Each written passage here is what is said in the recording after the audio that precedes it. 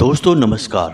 मिथुन राशि वाले मेरे मित्रों, आप सभी का आज के ज्योतिष के इस चेतावनी भरे कार्यक्रम में बहुत बहुत स्वागत है। हृदय से अभिनंदन है। माता रानी आपकी हर मनोकामना पूरी करें और आपके जीवन से हर एक कष्ट को समाप्त कर दे, ऐसी हम माई से कामना करते हैं।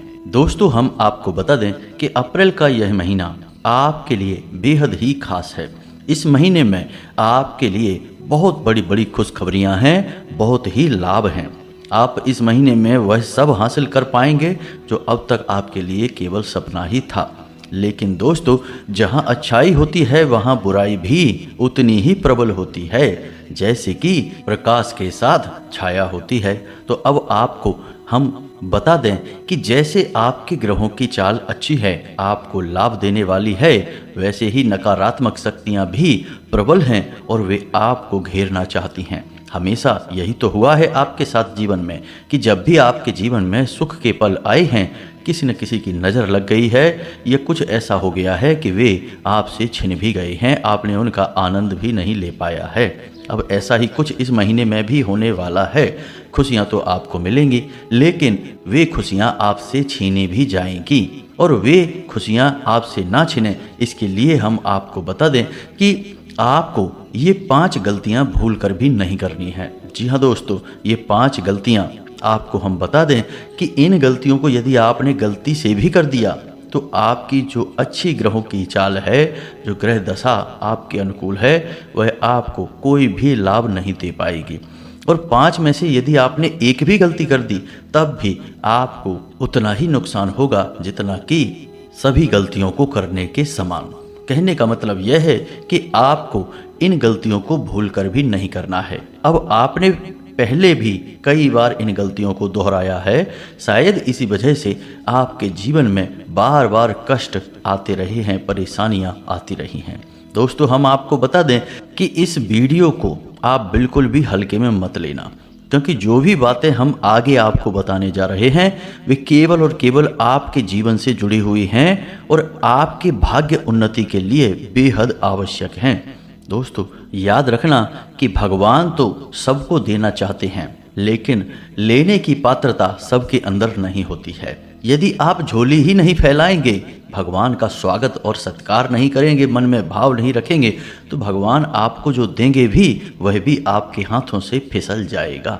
इसलिए आपको अपने जीवन का माहौल सही करना होगा, अनुकूल बनाना होगा, ताकि भगवान ने जो ग्रह दशा बनाई है उसका आपको पूरा लाभ प्राप्त हो सके। दोस्तों, यह कोई साधारण वीडियो नहीं है। इस वीडियो में बताई गई बातों को बिल्कुल भी हल्के में मत लेना। हम केवल और केवल आपके जीवन की, आपकी समस्याओं और उनके समाधान की बातें कर रहे हैं। यदि आप ही इस वीडियो को नहीं देखेंगे तो फिर कौन देखेगा? आपके जीवन को बदलने का बीड़ा आप नहीं उठाएंगे तो कौन उठाएगा? यहाँ किसी को किसी की नहीं पड़ी है दोस्तों, सब अपने अपने में मगन हैं। चाहे आपके जीवन में दुख हो चाहे सुख हो, लोग आपके सामने थोड़ी बहुत दिखावेबाजी अवश्य कर सकते हैं, लेकिन जैसे ही चेहरा घूमा और आपकी तरफ पीठ हुई, लोग तो भूल भी जाते हैं कि आपके जीवन में क्या कष्ट है, क्या परेशानियां हैं। अपनी तकलीफ खुद ही सहनी पड़ती है, उसका समाधान भी खुद ही निकालना पड़ता है। इसीलिए हम आपसे कह रहे हैं कि इस वीडियो को आप पूरा देखना। इस वीडियो में हमने आपके द्वारा की जाने वाली, लगातार की जाने वाली बड़ी 5 गलतियों के बारे में बताया है। उन्हें आप इस महीने बिल्कुल मत करना। और इस सब से कहीं बढ़कर दोस्तों, हमने कुछ बेहद ही गुप्त और बेहद ही जरूरी बातों के बारे में भी आपको इस वीडियो में बताया है। उन्हें भी आप जान लेंगे तो यह बिल्कुल वैसा ही होगा जैसे कि तनख्वाह मिलते ही बोनस भी मिल गया, यानी आम के आम और गुठलियों के भी दाम। तो चलिए दोस्तों, आज के इस बेहद ही महत्वपूर्ण, ज्ञानवर्धक और जीवन को बदल देने वाले महान वीडियो की शुरुआत करते हैं। लेकिन इससे पहले हम माई के लिए अपना भाव प्रकट करेंगे और कमेंट बॉक्स में जय माँ भद्रकाली कृपा करो ऐसा लिखेंगे। 1 बार नहीं 3 बार लिखेंगे। साथ ही साथ अपना नाम, अपना स्थान और अपनी समस्या, जो आपके जीवन में विकट समस्या है, उसे लिखकर कमेंट बॉक्स में भेज दें। हम शनिवार के सर्व मनोकामना पूर्ति हवन में आपके नाम से आहुतियां कराएंगे और आपके नाम की अर्जी माई के दिव्य दरबार में भी लगा देंगे। दोस्तों, हजारों लोगों को इस क्रिया से लाभ मिल चुका है, आप भी ले लीजिए। और यह माई की आज्ञा से संचालित कार्य है, यानी कि माई खुद चाहती हैं कि आप इस कार्य में शामिल हो और अपने जीवन को सरल बनाएं। इसी के साथ साथ दोस्तों, माई के इस दास का आपसे एक छोटा सा निवेदन और है कि यदि आप हमारे चैनल पर पहली बार आए हैं तो इसे सब्सक्राइब करके बगल में जो घंटी का निशान है उसे भी अवश्य दबा दें। इससे आप हमारे और माई के दिव्य परिवार के सदस्य बन जाएंगे। फिर जो भी पूजा पाठ अनुष्ठान हमारे द्वारा किया जाएगा माई की सेवा में, उसका कुछ न कुछ अंश आपको भी मिलेगा, यानी कि आप परिवार के सदस्य हो जाएंगे तो आपका हित सर्वोपरि हो जाएगा। तो चलिए जल्दी से चैनल को सब्सक्राइब करिए और आगे बढ़ते हैं। दोस्तों, इंसान गलतियों का पुतला है। कोई कितना भी संभल कर चले, सतर्क होकर चले, तब भी कहीं ना कहीं गलती हो ही जाती है। अब इन गलतियों से छुटकारा पाने का एकमात्र तरीका ज्ञान है। आपके पास जितना अधिक ज्ञान होगा, आप उतनी ही कम गलतियां करेंगे। गलती तो अवश्य करेंगे ही। अब यदि आपने गलती कर भी दी है तो उस गलती का पश्चाताप और उस गलती की भरपाई भी करना आपकी जिम्मेदारी है। यानी कुछ ऐसे कार्य करके हम गलती की भरपाई कर लेते हैं। तो वीडियो के अंत में दोस्तों, हम आपको एक ऐसे महाशक्तिशाली उपाय के बारे में भी बताएंगे जिससे यदि अनजाने में आपसे कोई गलती हो जाती है तो आप उसका पश्चाताप कर सकते हैं, उसकी भरपाई हो सकती है। जी हाँ दोस्तों, ज्ञान प्राप्त करने में आप बिल्कुल भी पीछे ना हटें। जो बातें हम आपको बताने जा रहे हैं उन बातों को अच्छी तरह से समझ लें। वीडियो पूरा देखें, अंत तक वीडियो में बने रहें। दोस्तों, एक बार की बात है कि एक बहुत बड़े राजा थे। शिकार करते करते जंगल में भटक गए तो फिर भूख प्यास के मारे उनका बुरा हाल हो गया।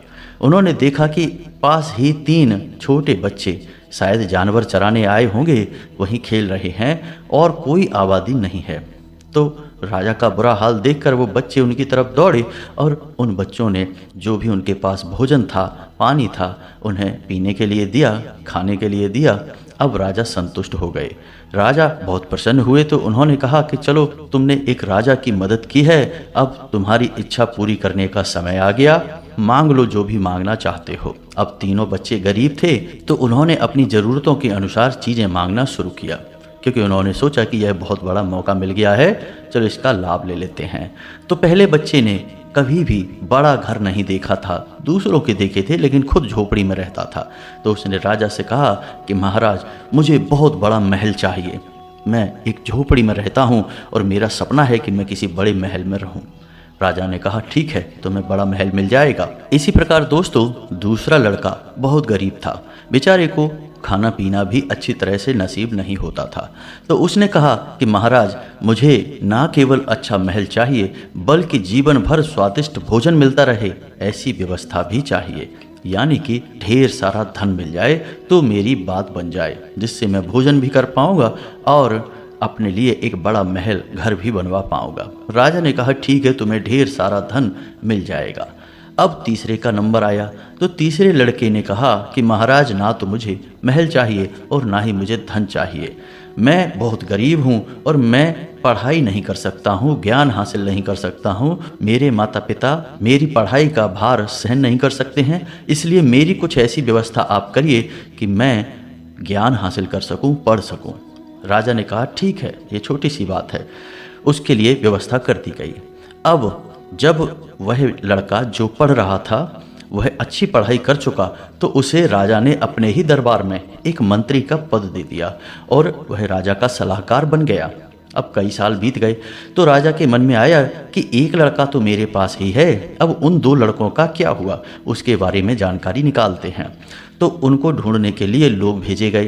दोनों लड़के मिल गए। दोनों की हालत बहुत बुरी थी, दोनों बड़ी बुरी स्थिति में रह रहे थे, गरीब हो चुके थे, कंगाल हो चुके थे। दोनों को राजा के पास लाया गया। राजा ने कहा कि ये तुम्हारा हाल कैसे हुआ?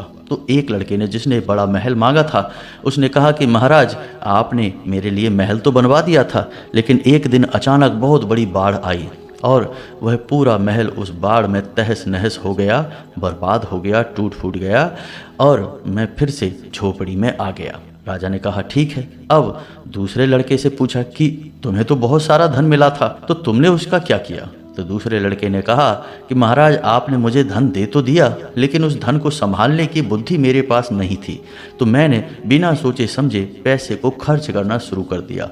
इसी के साथ साथ मेरे अंदर कई बुराइयां भी उत्पन्न हो गईं, जैसे जुआ, शराब और वेश्यावृत्ति की भी आदतें उत्पन्न हो गईं समय के अनुसार, और धीरे धीरे मेरा सारा धन समाप्त हो गया। लेकिन मेरे जीवन की दुर्दशा यहीं समाप्त नहीं हुई, मेरे ऊपर तमाम दुनिया भर का कर्जा भी लद गया, जिसकी वजह से मुझे इस गांव से उस गांव छुप कर रहना पड़ता है, लोगों से बचना पड़ता है। यानी कि इसकी स्थिति तो और भी बुरी थी। अब तीसरा, जिसने ज्ञान हासिल किया था वह निर्धन भी नहीं था और राजा की संरक्षण में भी था। तो अब इस कहानी से क्या सीख मिलती है?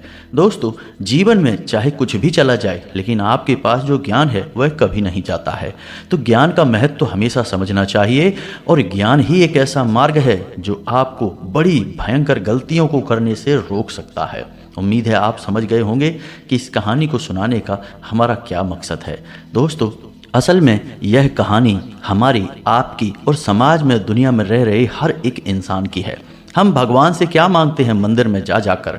भगवान हमें गाड़ी दे दो, घर दे दो, नौकरी दे दो, व्यापार बिजनेस दे दो, उल्टी सीधी चीजें मांगते हैं। क्यों ना हम भगवान से यह मांगे कि भगवान आप हमें अपना साथ दे दो, आप हमारी बुद्धि में विवेक उत्पन्न कर दो, आप हमें ज्ञान दे दो। क्यों ना हम भगवान से यह मांगे कि भगवान हम जो भी कार्य करें वह आपके साथ करें, आप हमारे साथ रहें, और जब आप हमारे साथ होंगे तो फिर चाहे जीत हो चाहे हार हो, सब में आनंद आएगा। दोस्तों, याद रखना कि सुख का उल्टा दुख होता है, लेकिन आनंद का उल्टा कुछ भी नहीं होता। आनंद का कोई विलोम शब्द नहीं है। यानी कि भगवान के साथ रहने में आनंद प्राप्त होता है। फिर सुख की कामना कोई मूर्ख ही करेगा। तभी तो अर्जुन ने कृष्ण का साथ मांगा, ना कि उनकी सेना। उम्मीद है कि आप समझ गए होंगे कि हम आपको क्या बताना चाहते हैं।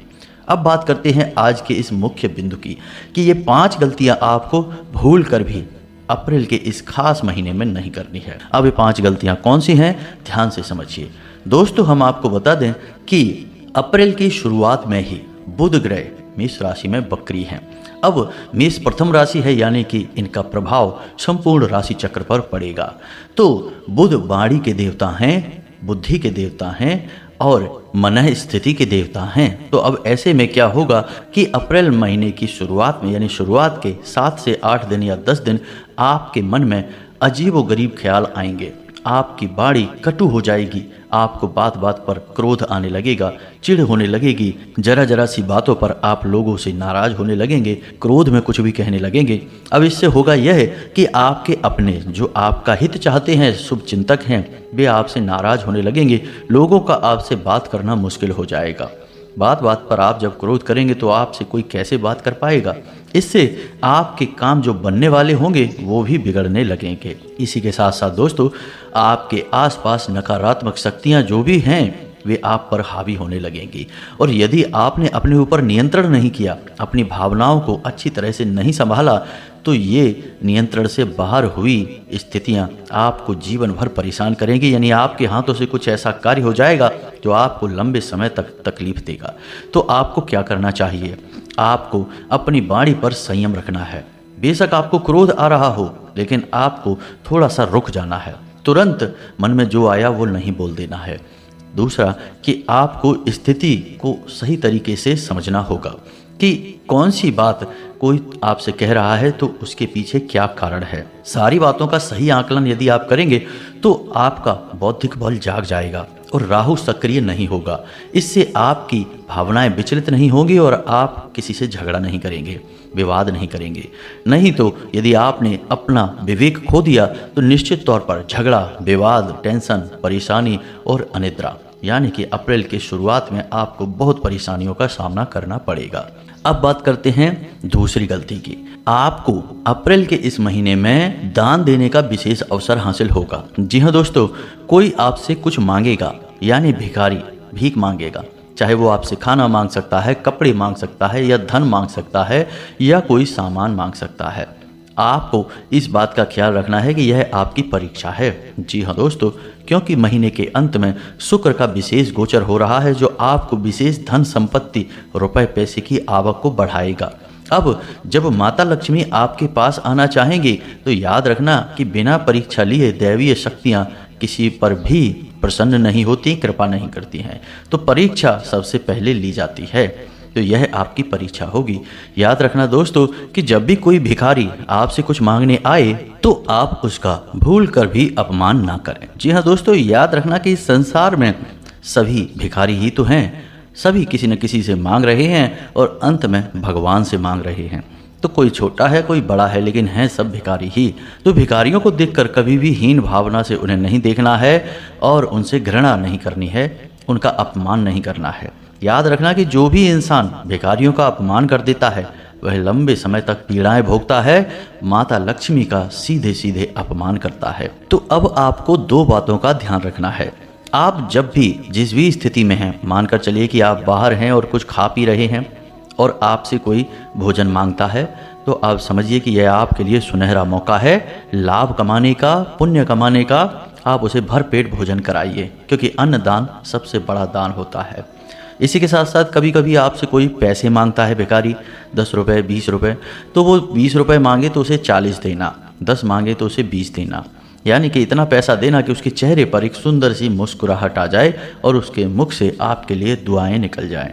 यदि आप ऐसा कर पाए तो निश्चित तौर पर पैसे रुपए को लेकर समस्या आपकी लंबे समय तक समाप्त हो जाएगी और माता लक्ष्मी आपसे बेहद प्रसन्न होंगी। जी हाँ दोस्तों, इसी प्रकार यदि कोई भिखारी आपके दरवाजे पर आए तो उसे सम्मान के साथ भोजन कराना और उसे थोड़ा बहुत धन देना। याद रखना दोस्तों, प्राचीन काल में राजा महाराजा दो ही चीज़ों का दान किया करते थे, अन्न का और धन का।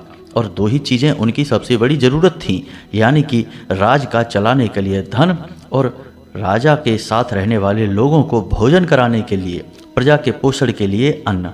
यानी कि जो चीज़ें उन्हें सबसे अधिक चाहिए थी उन्हीं चीज़ों का वो दान करते थे। तो इसमें कौन सी चतुराई हुई? तो दोस्तों यह ब्रह्मांड का नियम है, खुद भगवान का नियम है कि जो इंसान जो भी देता है उसे वही वापस मिलने लगता है। यानी विद्या बांटने वाले के पास ज्ञान आता है और धन का दान करने वाले के पास धन आता है और अन्न का दान करने वाले के पास अन्न आता है। तो आपको यदि यह अवसर प्राप्त हो, जो कि निश्चित तौर पर इस महीने में होगा अवश्य, तो यह अवसर जब भी आपको प्राप्त हो, जितनी बार भी आपको प्राप्त हो, इसे आप बिल्कुल भी नहीं चूकना और अच्छी तरह से सामने वाले को संतुष्ट कर देना। इसके बाद आप देखेंगे कि आज आपने यदि किसी भिखारी को कुछ दान किया, मदद की, तो अगले 3 दिनों में ही आपको कोई बड़ी खुशखबरी सुनने को मिलेगी। जी हाँ दोस्तों, बात अवश्य ही छोटी सी है, लेकिन इसका महत्व बहुत बड़ा है। अब यहाँ पर कुछ कुतर्की और मूर्ख लोग यह भी कह सकते हैं कि इस तरह हम अपना पैसा लुटाएंगे तो हम खुद ही कंगाल हो जाएंगे। दोस्तों, क्या आपको लगता है कि पैसे आप कमा रहे हैं और जो पैसे आपने अपने पास रखे हैं वे आप स्वयं कमा रहे हैं या आपके पास स्वयं ही रखे हुए हैं? जी नहीं दोस्तों, पैसा कितना किसको देना है और कितना अमीर किसे बनाना है, यह तय करता है स्वयं ब्रह्मांड यानी कि भगवान। मेहनत तो सभी कर रहे हैं, ऐसा नहीं है कि कोई काम चोरी कर रहा है, कोई मेहनत नहीं कर रहा है। ऐसा नहीं है कि सभी काम चोरी में लगे हुए हैं। पूरी दुनिया में हर इंसान अपने अपने स्तर पर मेहनत कर रहा है। लेकिन ऐसा क्यों होता है कि एक छोटी सी चाय की टपरी चलाने वाला अचानक से कुछ दिनों में करोड़पति बन जाता है और बड़े व्यापार का मालिक बन जाता है, जबकि उसके साथ वाले जहां के तहां पड़े रहते हैं? दोस्तों, इसे हम भाग्य का चमकना कहते हैं, लेकिन यह ईश्वर की कृपा से होता है। अब आप समझिए कि सारा खेल ऊर्जाओं का है। यदि आपने अपने आसपास की ऊर्जाओं को सकारात्मक बना लिया, अपने अनुकूल बना लिया, तो फिर आप चाहे छोटा कार्य करें, बड़ा कार्य करें, कम मेहनत करें, ज़्यादा मेहनत करें, आपको लाभ बड़े ही होंगे। जी हाँ दोस्तों, इसी वजह से छोटे छोटे काम करने वाले लोग कभी कभी अचानक बहुत बड़े हो जाते हैं। अब ऐसा नहीं है कि सभी छोटे काम करने वाले लोग बड़े हो जाएंगे, करोड़पति हो जाएंगे। वो तो जिनके ऊपर भगवान की कृपा होगी। और भगवान की कृपा कब होगी? जब आप सकारात्मक होंगे, आपके आसपास ऊर्जा का वातावरण सकारात्मक होगा। अब आप इस भ्रम को अपने दिमाग से निकाल दो कि आप पैसे कमा सकते हो। जी नहीं, पैसा जो नोट है, कागज या सिक्का है, वह उसका भौतिक स्वरूप है, लेकिन असली स्वरूप जो पैसे का है वह माता लक्ष्मी की ऊर्जा है, यानी कि अभौतिक ऊर्जा स्वरूप। जब तक आपके आसपास पैसे का आप भौतिक ऊर्जा स्वरूप नहीं होगा। आप कितना ही पैसा कमाएं, बड़ी मुश्किल से तो आपके पास पैसा आएगा, और आ भी गया तो रुकेगा नहीं, अपने आप निकल जाएगा। रास्ता पहले से ही बनाकर आएगा। आपने 10,000 कमाए, 12,000 खर्च हो जाएंगे, 2,000 का कर्जा आपके ऊपर लद जाएगा। ऐसा इसीलिए है कि आप पैसे को कागज का नोट या फिर सिक्का समझकर उसे खींचने की कोशिश कर रहे हो, लेकिन ऐसा नहीं होता। पैसे का वास्तविक स्वरूप ऊर्जा स्वरूप है, जिसे हम माता लक्ष्मी कहते हैं। इसीलिए हम माता लक्ष्मी की पूजा करते हैं, ना कि कागज के नोटों की और सिक्कों की। इनकी हम कभी पूजा नहीं करते हैं, हम माँ लक्ष्मी की पूजा करते हैं। दोस्तों, बात थोड़ी सी गहरी है, समझने में शायद आपको मुश्किल हो रही हो, लेकिन यह जरूरी बहुत है। अन्यथा होगा यह कि आप कठोर परिश्रम करेंगे, बहुत मेहनत करेंगे, लेकिन आप जीवन भर गरीब और कंगाल ही बने रहेंगे, पैसे के लिए परेशान बने रहेंगे। दोस्तों, आप माता लक्ष्मी की शुद्ध सकारात्मक ऊर्जा को यदि अपनी ओर आकर्षित करना चाहते हैं तो इसका सबसे बड़ा तरीका दान है। आप नोट किसी को दान दे देंगे, 10 रुपये, 20 रुपये, 50 रुपये, वह कागज है, आपने किसी को दे दिया, माता लक्ष्मी नहीं दी हैं। लेकिन माता लक्ष्मी की सकारात्मक ऊर्जा आपके इस काम को देख रही है और वह आपसे प्रसन्न हो रही है। फिर आपके पास माता लक्ष्मी की सकारात्मक ऊर्जा आएगी, जो बेशक आपको दिखाई नहीं देगी, लेकिन जैसे ही वह ऊर्जा आपके आसपास आएगी तो आपने जो भी पैसे किसी को दान दिए हैं वे सैकड़ों हजारों गुना बनकर आपके पास वापस आने लगेंगे। इसीलिए हमारे हिंदू धर्म में, सनातनी परंपरा में दान का बहुत बड़ा महत्व है। इसे सर्वोपरि पुण्य कहा गया है। इसी के साथ साथ हम आपको बता दें कि तीसरा कार्य जो आपको भूल कर भी नहीं करना है वह है किसी महिला का अपमान। जी हाँ दोस्तों, अब चाहे बात आपको कैसी भी लगे, लेकिन हमारे हिंदू धर्म में, सनातनी परंपरा में महिला को मातृ शक्ति कहा गया है, दैवीय ऊर्जा, दैवीय शक्ति कहा गया है। अब चाहे औरत की जवान कितनी ही कड़वी हो, वह आपसे किसी भी प्रकार की बातें कर रही हो, आपको उकसाने की कोशिश कर रही हो, लेकिन आपको अपनी बुद्धि और विवेक से स्थिति का सही आकलन करना है और कुछ भी करना पड़े, लेकिन महिला का अपमान नहीं करना है। बस इसे आपको समझ जाना है।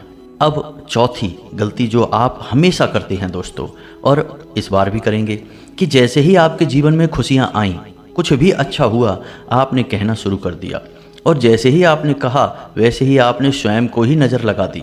याद रखना दोस्तों कि मानकर चलिए कि आपके पास खूब सारा पैसा आ गया और आपने यह कहना शुरू कर दिया कि अब तो मेरे पास बहुत सारे पैसे हैं, अब तो मेरे पास बहुत पैसे हैं, मैं बहुत अमीर हूँ, खूब पैसा आ रहा है, कोई दिक्कत नहीं है। लेकिन जैसे ही आप यह कहते हैं तो राहु सक्रिय हो उठता है। जी हाँ दोस्तों, इसी को स्वयं का बंधन करना कहते हैं। और जब राहु आपका सक्रिय हो उठेगा तो वह कहेगा कि ठीक है, तुम बहुत खुश हो, अब हम देखते हैं तुम्हें कैसे खुशी प्राप्त होती है। और जिस कार्य के लिए राहु जाना जाता है वह करना शुरू कर देगा, यानी आपको मति भ्रम होगा, आपको गलत कार्यों की ओर आकर्षित करेगा, आपको विनाश की ओर ले जाएगा और धीरे धीरे आपका पैसा समाप्त हो जाएगा। आपने अक्सर देखा होगा कि जिन लोगों के पास ढेर सारा पैसा अचानक आ जाता है, बहुत सारी खुशियां अचानक आ जाती हैं, उन लोगों की हरकतें, उनकी कार्य करने के तरीके ऐसे हो जाते हैं कि वे स्वयं ही अपना विनाश कर लेते हैं। ऐसा क्यों होता है? क्योंकि उन्होंने अपना राहु सक्रिय कर लिया है गलती से। तो आपको यह नहीं करना है।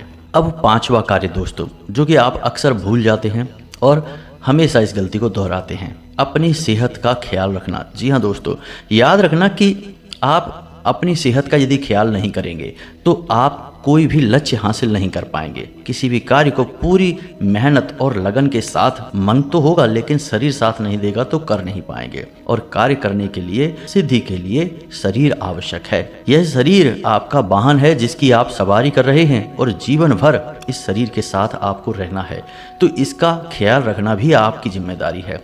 काम काज की उथल पुथल और भाग दौड़ में कहीं ऐसा ना हो कि आपका शरीर रोगी हो जाए, कमज़ोर हो जाए, और फिर जब आपके पास सुख आए, सुविधाएं आए, तो आप उनका लाभ ही ना ले पाएं। किसी बुद्धिमान इंसान ने हमसे एक बार कहा था कि लोग 40-45 की उम्र तक लगातार कठोर परिश्रम करते हैं, बिना खाए पिए, बिना शरीर का ध्यान किए, और खूब पैसा कमाते हैं, और उसके बाद फिर उसी पैसे को अपने ही इलाज पर खर्च करते रहते हैं। यानी कि तब तक कोई ना कोई बड़ी बीमारी शरीर को घेर लेती है और फिर एक के बाद दूसरी, दूसरी के बाद तीसरी बीमारियां आती जाती हैं, और वही पैसा जो उन्होंने उस उम्र तक कमाया था अपने ही इलाज में खर्च करने लगते हैं। तो दोस्तों, आपको ऐसा नहीं करना है। पहला सुख है निर्मल काया। तो आपको अपनी काया का ख्याल रखना है। इसलिए अपने खान पान पर ध्यान दें। आप स्वाद के चक्कर में कभी कभी अपनी सेहत को भूल जाते हैं, तो ऐसा नहीं करना है। दूसरा, अपने जीवन में योग, प्राणायाम, कसरत और भगवान की भक्ति, इन्हें पूर्ण रूप से शामिल कर लीजिए। जी हाँ दोस्तों, आपका मन तो खूब करता है लेकिन आप नियमित नहीं हो पाते इन चीज़ों में, तो अब आप नियमित हो जाइए, तभी आपको कुछ बड़ा हासिल हो पाएगा। इंग्लिश की एक बहुत मशहूर कहावत है, a healthy mind lies in a healthy body. जी हाँ दोस्तों, स्वस्थ शरीर में ही स्वस्थ दिमाग रहता है और स्वस्थ दिमाग से ही खुशियाँ हासिल की जा सकती हैं और फिर उसी स्वस्थ शरीर से उन खुशियों को भोगा जा सकता है। तो दोस्तों, अपने बारे में बिल्कुल भी लापरवाही ना करें। आप सर्वोपरि हैं, अपना ख्याल रखें। इसी के साथ साथ दोस्तों, आज के इस वीडियो को विराम देते हैं। उम्मीद है कि जो बातें हमने आपको बताई हैं वे आपको अच्छी लगी हैं, आपको समझ में आई हैं। यदि हमारा प्रयास अच्छा लगा तो वीडियो को लाइक अवश्य करें और कमेंट में पूरे भक्तिभाव के साथ जय माँ भद्रकाली कृपा करो अवश्य लिखें। एक बार नहीं 3 बार लिखना। साथ ही यदि कोई प्रश्न उठता है मन में तो पूछ लें, आपके प्रश्नों के जवाब देने की हम पूरी कोशिश करेंगे। मिलते हैं अगले ज्ञानवर्धक वीडियो में, तब तक के लिए धन्यवाद। जय माता की।